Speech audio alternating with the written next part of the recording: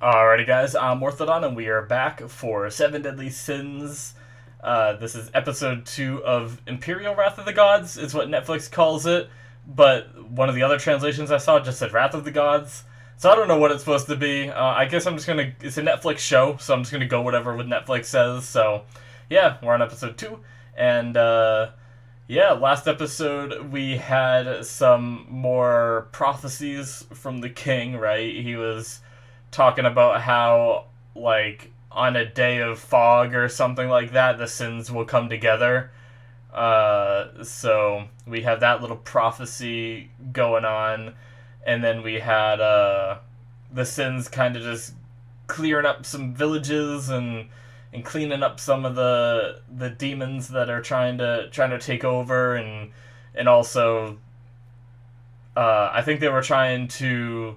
I think they were gonna head to Camelot, and then they got sidetracked for something else, I believe, but I can't remember what else it was. Anyway, they're gonna do a recap for us anyway, so let's get started here. We're gonna get started in 5, 4, 3, 2, 1, now. And I am watching on Netflix, like you guys probably already know from last episode. But in case you didn't watch, a Netflix original anime series. Yes. Oh, yes, that's right. Hauser is now the Grand Master.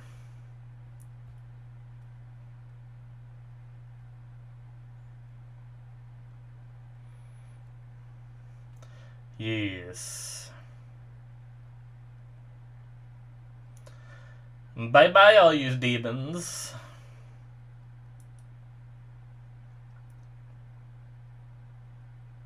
They took a bath.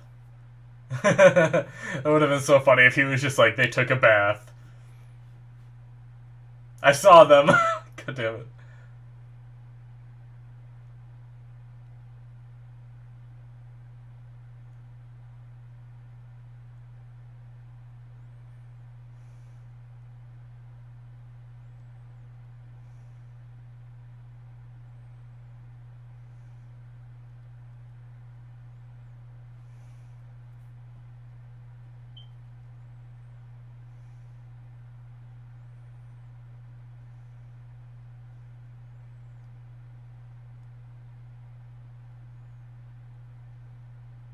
I wasn't sure. I thought he was talking about the forest isn't like growing back anymore. Oh no, okay. Oh my god. Wow. Alright. That happened.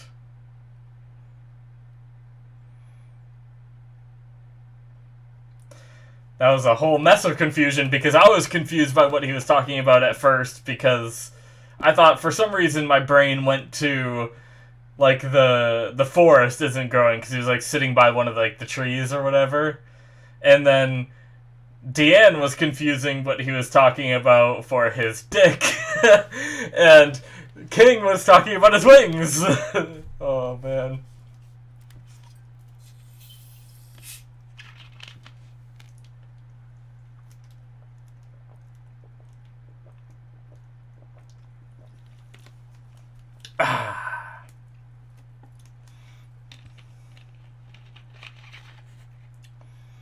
I like this opening song.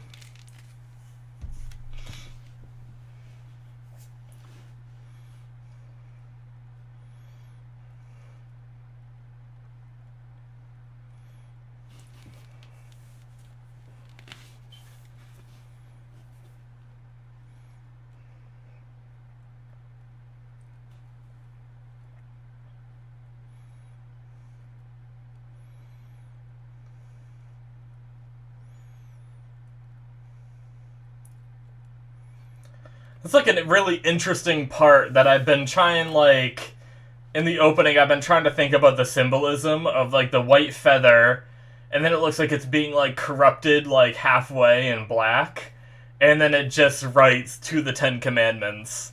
it's a very interesting thing where I can't quite grasp what they're trying to go for there. Like maybe that's going to be something in the show itself that gets revealed, but it seems more like just a visual representation of something that I can't quite put my finger on what it's supposed to be, you know?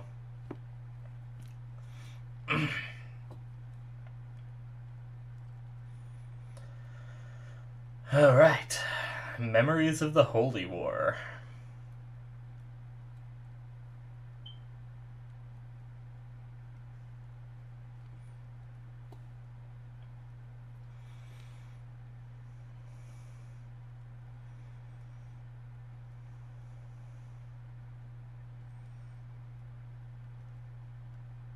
No, they don't even know Meliodas is alive! What?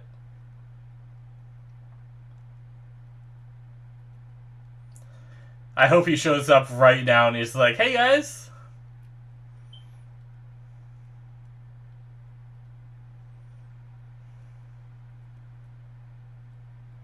Oh.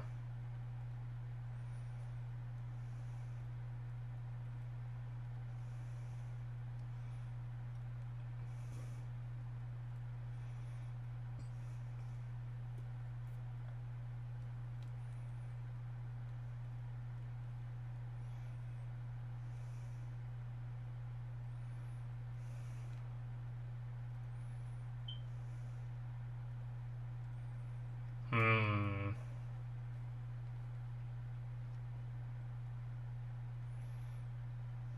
Yeah, we haven't seen them in a while.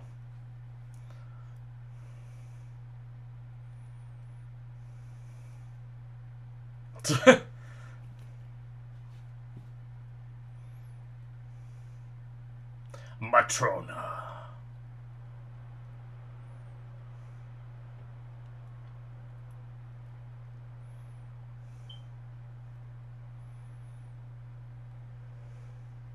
Oh. Uh-oh. Did they speak too soon? Is it Galexia or whatever his name is?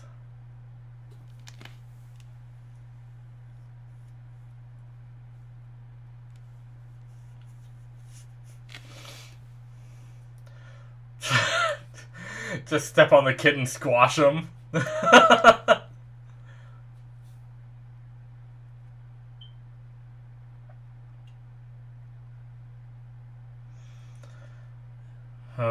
What is it with this chick too?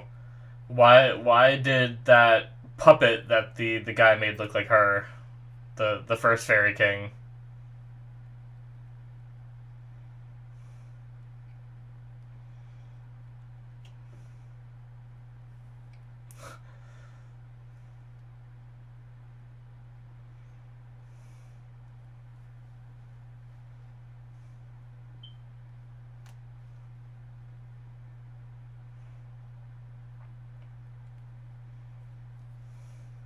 Oh. Oh, I said his name totally wrong. I can never remember his name. Gloxinia or something.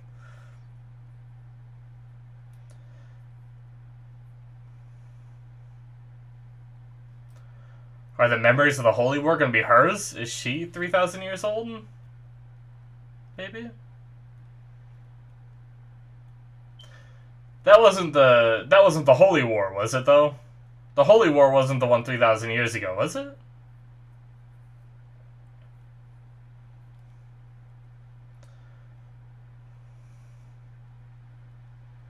The Holy War was like the more recent one that all the Sins participated in, I think.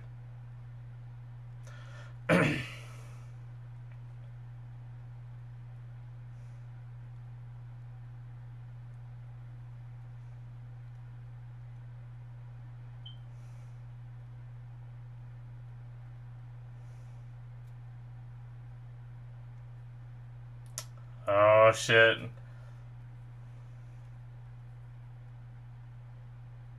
Yep, they have some kind of connection. Huh. What? What? Don't they all stop?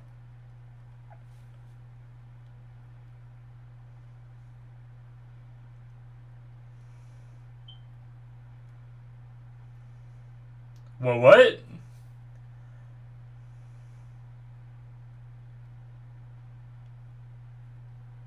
Was it Gloxinia?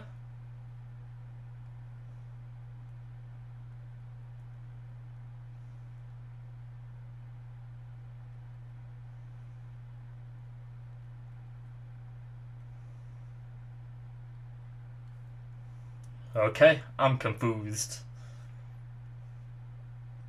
Where the hell is this? Oh.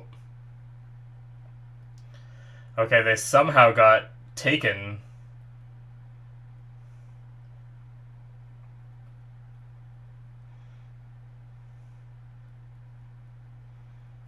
Oh shit.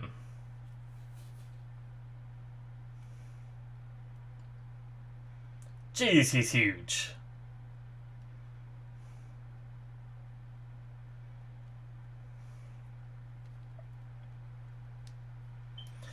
Alright, well.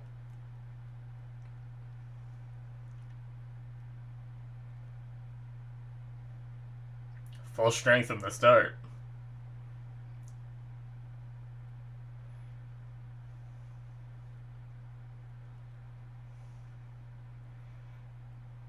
Alright, here we go.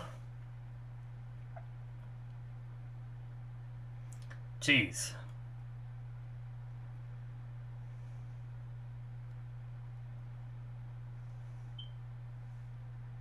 Oh god, yeah. Not gonna be that easy with Joel around. Yeah.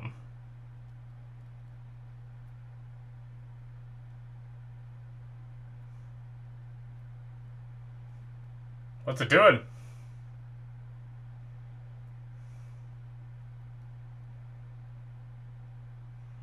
Oh god.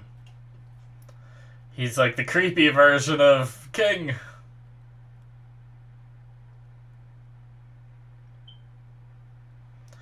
Jeez, he's like so much bigger than she is. Look how much bigger he is than she is. And he's just taking it.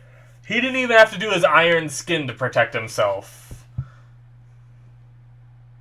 Yeah, and she had to.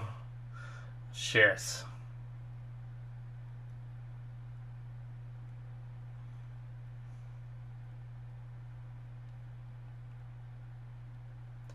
Damn. You know what's interesting? That this place is made out of Droll's magic power, yet Diane is able to manipulate it still. That's interesting. I didn't know if it would have been like she wasn't able to manipulate it because it's his. Shit. Well.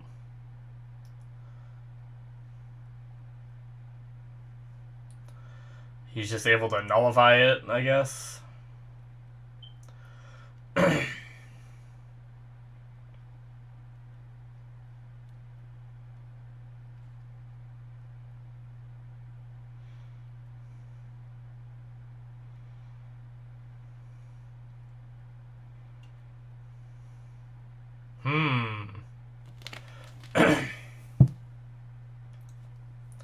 There's a hint to how Diane can increase her power.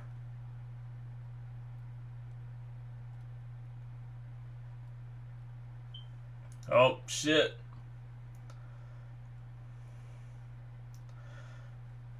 Well, crap. They're just done.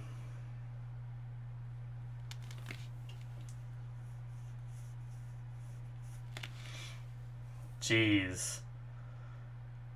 That's not very censored for... Huh.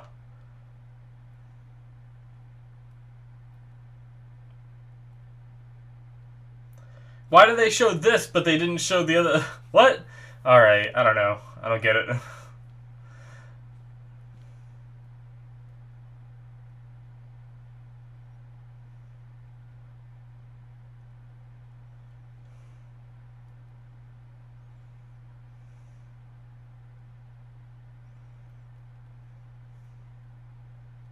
What? Wait, what? Gonna heal him.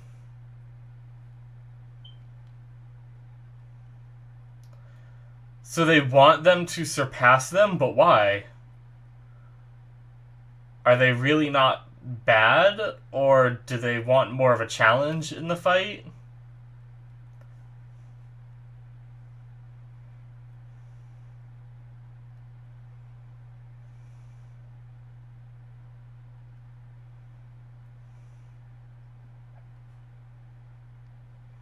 Oh, okay. So he does have a limit. He used that healing a lot before, but I guess he has to, like, store it up.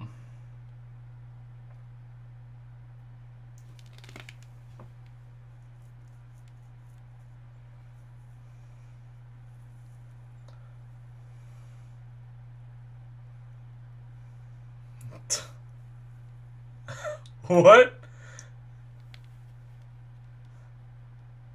A blunder.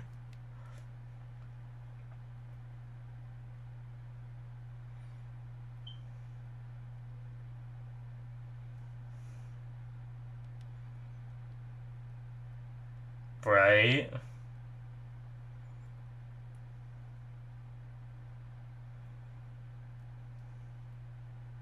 Right.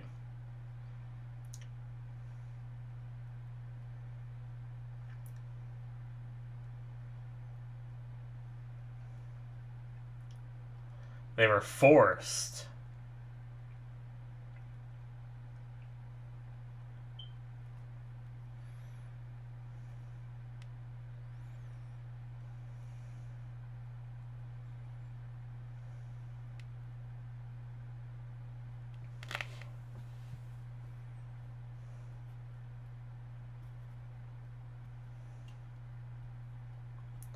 Huh.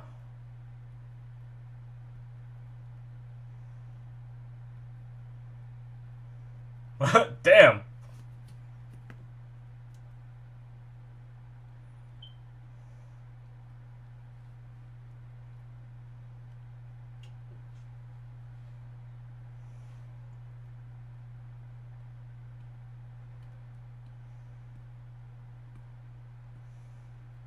I thought he was talking at first and there was no subtitles. I was very confused, but he's just like chanting a spell.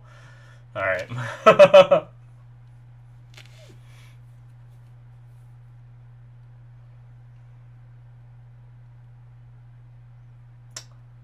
Shit. Alright, the trial begins. What are they gonna have to do?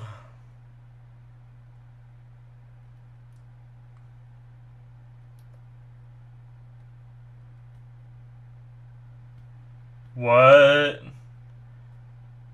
Oh, King is Gluxinia right now? Does that mean she's Droll?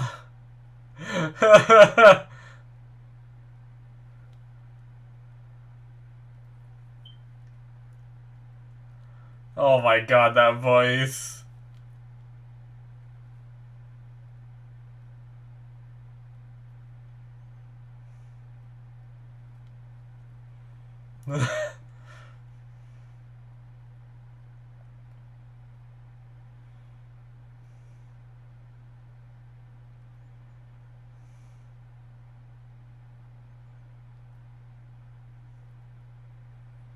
Oh shit.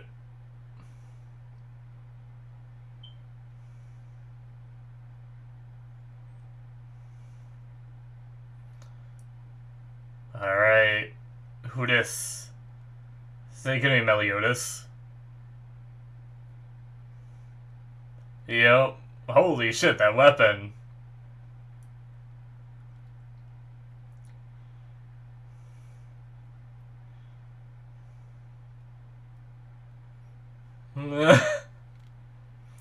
Yeah, this is like memories. This is like the past, right?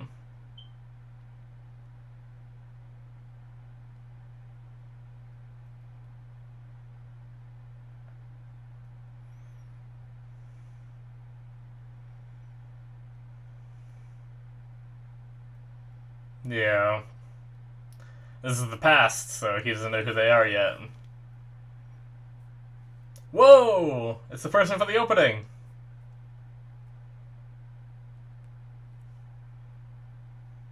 Yep. I thought she looked like Elizabeth in the opening. I forgot to look this time. I was too busy talking about something. Goddess race, right? Elizabeth. Her name's Elizabeth, too. What the heck is going on?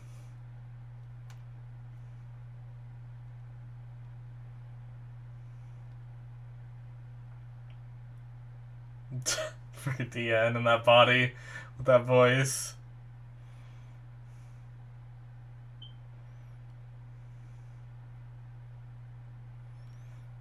Alright, he's figuring it out.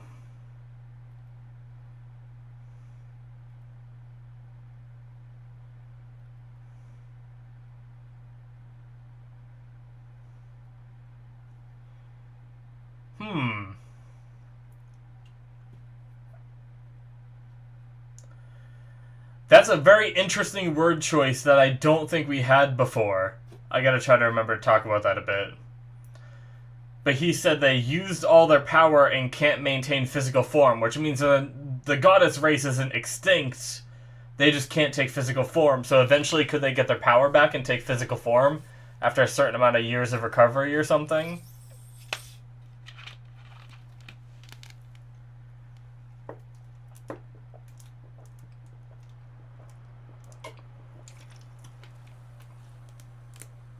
Alright. He's already got his demon powers ready. Oh shit. Everything's burning! A bunch of the shits. I can't remember what they're called.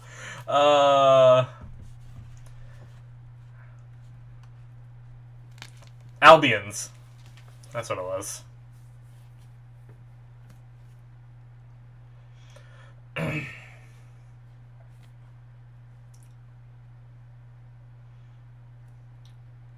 Jeez.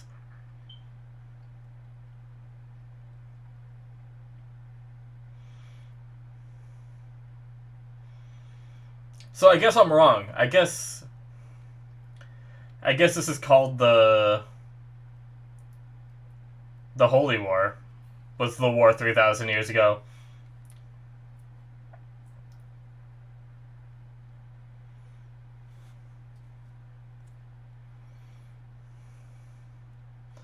Meliodas doing work.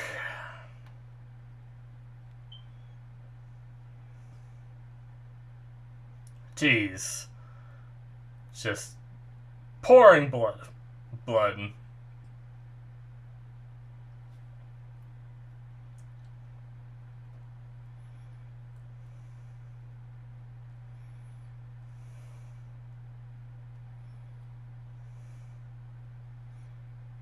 Oh shit. What is that thing? Oh god. It has 6 arms! You stand no chance, Diane! You have 2 less arms than him. Oh shit. Interesting. That's piety. So... Oh shit. No, watch credits. Fuck off, Netflix. Interesting, so that blonde girl that's currently in the 10 Commandments takes that guy's place. Huh.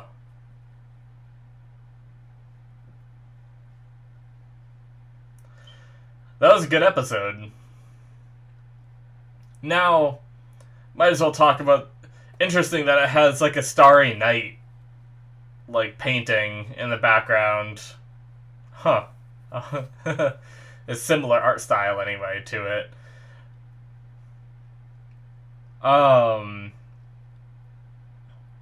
Anyway, the censorship was very different this episode.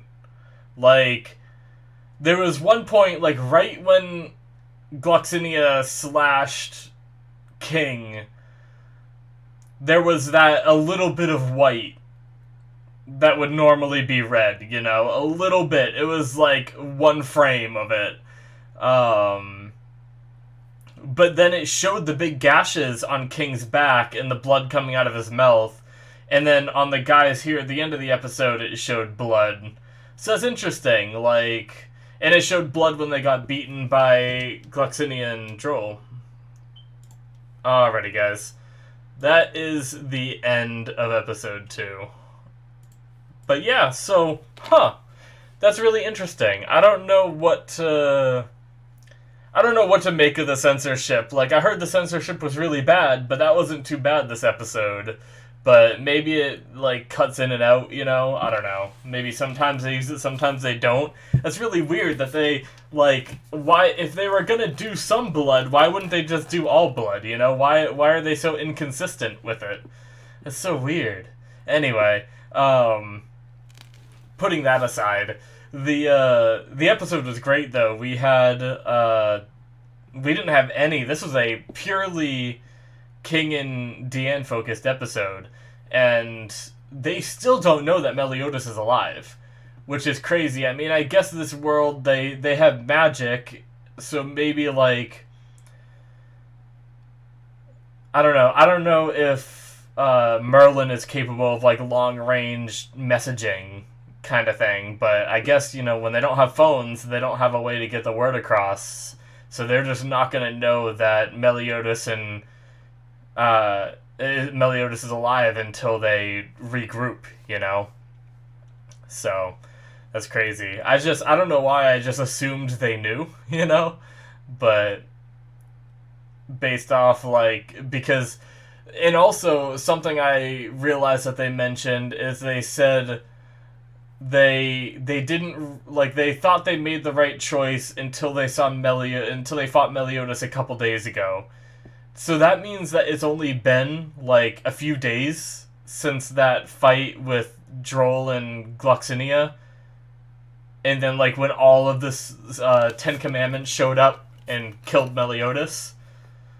That was only a couple days ago. It seems like it would have been longer, you know? But maybe, unless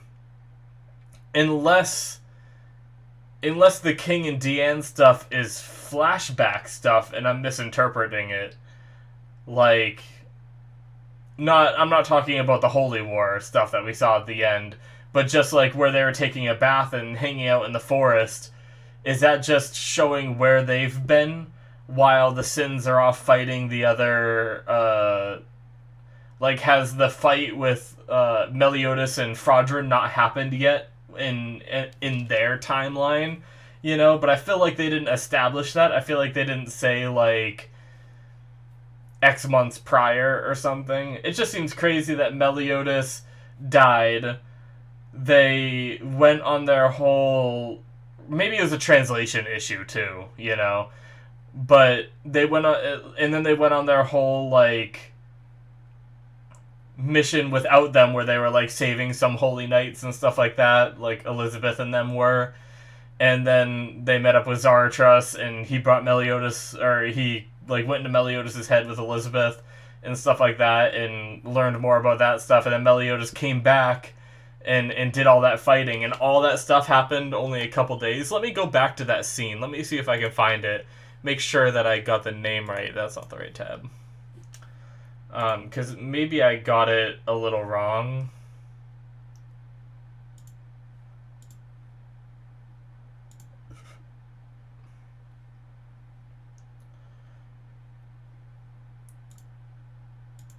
Alright, he heals them and then he says it, I think.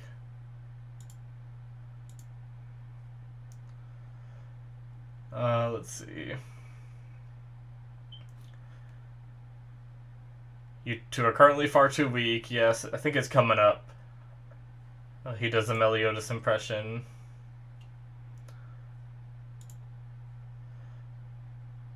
Yup, they're not of the demon race. Kinda knew that. They fought against the demon race. Yup.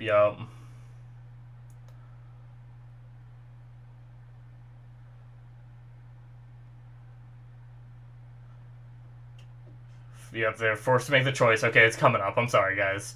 After thinking about it, we made the right choice. And then he says that at least that's what we firmly believed until the other day when we exchanged blows. Okay, So he said the other day. So the other day could mean more. I thought he said a couple days ago, but he said the other day. So I guess the other day could imply that some time has passed, and especially for someone like Joel, where he has lived for a minimum, I mean, yeah, a minimum of 3,000 years. He's definitely over 3,000 years because he was a part of that war and he was already a grown adult, you know? So, he's extremely old, so the other day to him could have been a year ago, you know? So, okay. I'm just gonna take it as that, like, maybe minor translation issue. I can't remember in last episode if they said how long it's been since that fight, but there's been a lot of rebuilding and stuff that's happened. It's definitely been more than a couple days, so, anyway, okay. That clears that up a bit, But yeah, interesting. So I guess might as well talk about them a bit while we're on the topic. So they were forced to make the choice to become the Ten Commandments. I imagine we might find out why in the next episode or something during these like little flashbacks that we're getting, like the flashback trial thingy that King and Diane are in. So maybe we'll find out why they made the choice. You know, maybe it was to save someone or something where they had to make it in order for them to be sealed away or something. I don't know, for the demon race to be sealed away. I don't know. But yeah, that's interesting. I wonder like how good they are. You know, like are they still like a little bit bad, but they're doing all this to make them stronger. So basically my point is, after this trial is over, when they give Diane and King their growth that they're trying to give them because they're too weak right now, are they going to continue fighting the sins as Ten Commandments, or are they going to turn back to the Ten Commandments side and be on the good side, you know? I feel like they're still going to fight as a Ten Commandment. I feel like that might be like what they have to do to honor the choice they made all those years ago to becoming Ten Commandments, and now they need to like stick with it. But what they're trying to do is they're trying to make King and Diane strong enough to be able to fight them and take them out, you know. But that's pretty cool. So we're gonna be getting a lot of backstory stuff. We saw Meliodas, a younger Meliodas, even though he didn't physically look younger because he doesn't change the way his appearance looks anyway. But at least like mentally younger.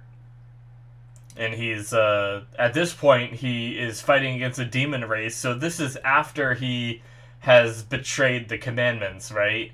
Because at one point he was with the commandments and like leading them, or was just like a part of the demon race, you know. And now he's fighting against them. All right.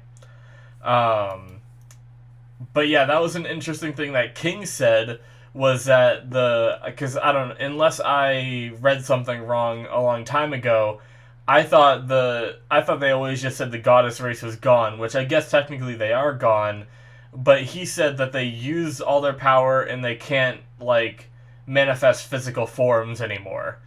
But that essentially means that they're still out there. They just are, you know, maybe if this world has like a heaven, they're in like a heaven, like almost like a different dimension in a way, and they can't cross over back to this one.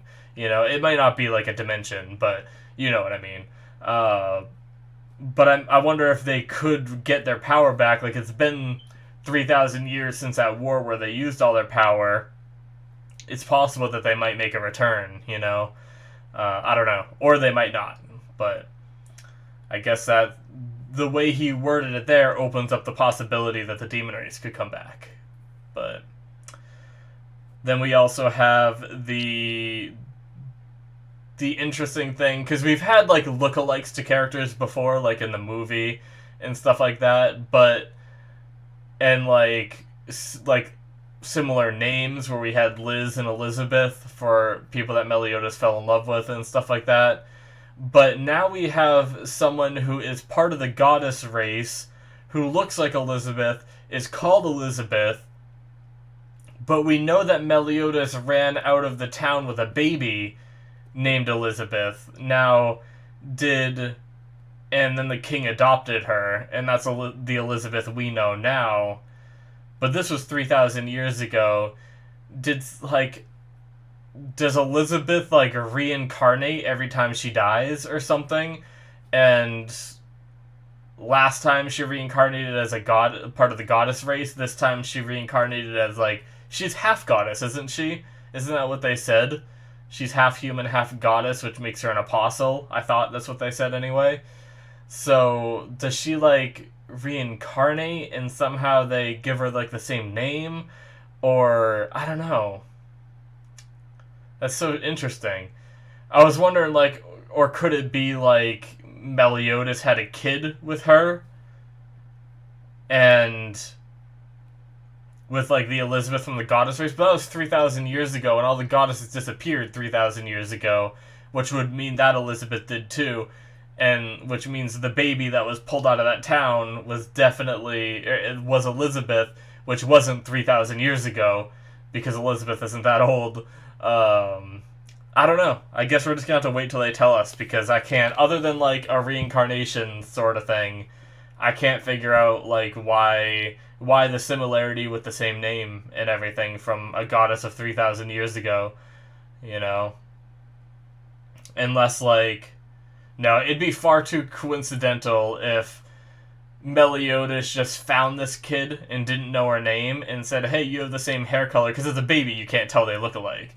You have the same hair color as Elizabeth, so I'm going to name you that, in honor of the goddess I knew 3,000 years ago, and then handed her off to the king and said this is her name, But then she grew up to look exactly like the goddess. That's way too coincidental, so I don't think it's that. Huh. I don't know. That's really interesting. But the joke at the very start of the episode with, King seeing Diane naked, and then King talking about how it won't grow, talking about his wings, and Diane thought he meant his dick, and she's just like, oh, it's okay, I guess, if it won't grow. And she's almost sounded a little disappointed that he ain't getting hard for her, but, and then, and then he was, standing up looking at her, and she saw his dick, and I don't know if her scream was because she just saw it, or was he actually hard? I don't know. Oh, he had the bloody nose, which is anime thing for that kind of thing, so, I don't know. It was funny. But yeah, what else did we have this episode? I don't know what was up with the whole dancing thing. That confused me and never really got explained. Did Gloxinia somehow do something to them? Because they, break out and dance, but then afterwards, and it seemed like it was Deanne's idea, but then afterwards Matrona was like, why were we just doing that? They didn't know why they were doing it. And that's when Diane and King disappeared. So, did Gloxinia do something to summon them? And, he had to distract everyone to do it? But then also, somehow, that one girl was getting some kind of vibes of him. So she apparently knows him, so she's old as hell, too. It's hard to figure out, everyone's lifespans, because they never, told us. I don't know how long a fairy can live for. We know they are very long-lived. We know at least King was long-lived, and we know the giants are long-lived, but how long-lived are they? That's insane that, Droll's still alive, unless there's some kind of magic keeping him alive for 3,000 years, But I guess Diane was, she's, 800 or something, right? And she still seems, relatively young in terms of, her actual, physical. Well, it's hard because she's a giant, but she seems physically young still. If she was a normal sized person, she looks like she'd be 16, 17, maybe 18, but she's actually 800, so I mean, I guess that would make sense. In 3,000 years, she'd be in her, like, 30s or something, you know? Or late 30s, early 40s, or something like that, in our age terms. But, damn, that's just crazy. It's crazy how many races there are that are just long-lived, except for the humans. Like, the poor humans. But, anyway, interesting. I feel like there was another thing that I was like, I said during the reaction where I was like, ooh, I want to talk about that. But now I can't remember what it was. Maybe if I skip through the episode real fast. Because other than that, I mean, I'm really looking forward to seeing more of this backstory. We kind of only just got started with it. But I guess I did have, like, I wonder, or I guess, oh, you know what? You know what it might have been? It might have been what Droll said about the true power of the giants is how much of the Earth's power you can pull into your body. So that might be the trick to Diane getting stronger, because I talked about it, like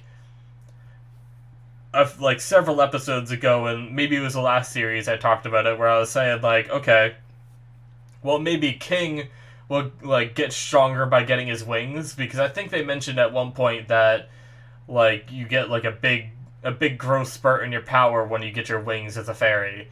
Maybe I'm wrong about that, but so I always thought, like, he's gonna get his wings and be badass at some point in the show, you know. And then I was like, well, what about Diane? Like, what can Diane do to get stronger, you know? Like, she just seems like physical, like, swing her hammer and, like, fling her magic, you know, and fling her, like, rock formations that she makes with her magic. Like, I was like, how does she get, like, a big growth? I think it was back when, before they fought the Ten Commandments. I was like, how is she gonna get strong enough to fight the Ten Commandments, you know? But now we know that she can apparently pull, you know, harness more power from the earth in order to increase her strength. So that'll be interesting to see if she manages to learn how to do that, along with King getting his wings, and if that does give him a big power boost and stuff like that. So, but yeah, it was a good episode. Like I said, I'm really looking forward to seeing how this all turns out with the trial that they're in. I mean, they said if they make one mistake, they could die. I obviously don't think they're going to die, so I imagine they're going to come out of this and be stronger. I wonder how much stronger they're going to be. But yeah. Good stuff. Good episode. That's it from me, guys. Though, thank you so much for watching. Hopefully you enjoyed.